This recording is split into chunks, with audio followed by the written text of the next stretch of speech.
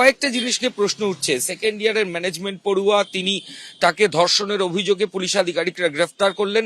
ঘটনাস্থল কলেজেরই মধ্যে হোস্টেল, যেখানে আইআইএম এর মতো একটা প্রিমিয়াম ইনস্টিটিউট, যেখানে প্রত্যেকটা জায়গায় সিসিটিভি ক্যামেরা রয়েছে, বাইরে নিরাপত্তা রক্ষীরা রয়েছে, বাইরের লোকেরা ভেতরে ঢোকার ক্ষেত্রে একাধিক নিয়ম রয়েছে।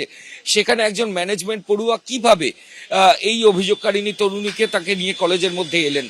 Number one. নাম্বার টু হচ্ছে, কলেজের হোস্টেলে তো আরো পড়ুয়াদের থাকার কথা, সেখানে বাকি পড়ুয়ারা কেউ প্রতিবাদ করলো না কেন? তারা কেন এই অভিযোগকারিণীকে বাঁচালো না? কেন এই অভিযুক্তর হাত থেকে তাকে রক্ষা করলো না?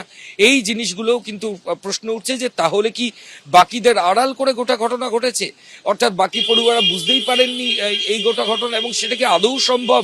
নিরাপত্তা রক্ষী থেকে কোনো পড়ুয়া কেউ কিছু বুঝতে পারলেন না?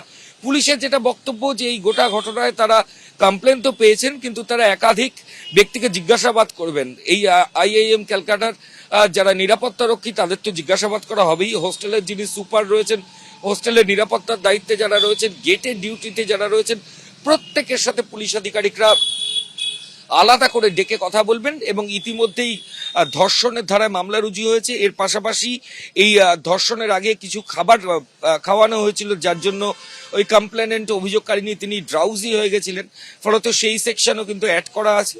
আর অল্প কিছু সময়ের মধ্যেই কোর্টে ফরওয়ার্ড করা হবে। বেশ কিছু প্রশ্নের উত্তর এখনো তদন্তকারী আধিকারিকরা খোঁজার চেষ্টা করছেন, এবং ঠিক সেই কারণেই তারা অভিযোগকারিনীর সঙ্গে কথা বলছেন। এবং এর পরবর্তী ক্ষেত্রে অভিযোগকারিনীর গোপন জবানবন্দির যে প্রসেস, সেটাও পুলিশের তরফ থেকে ইনিশিয়েট করা হবে, এমনটি জানা যাচ্ছে।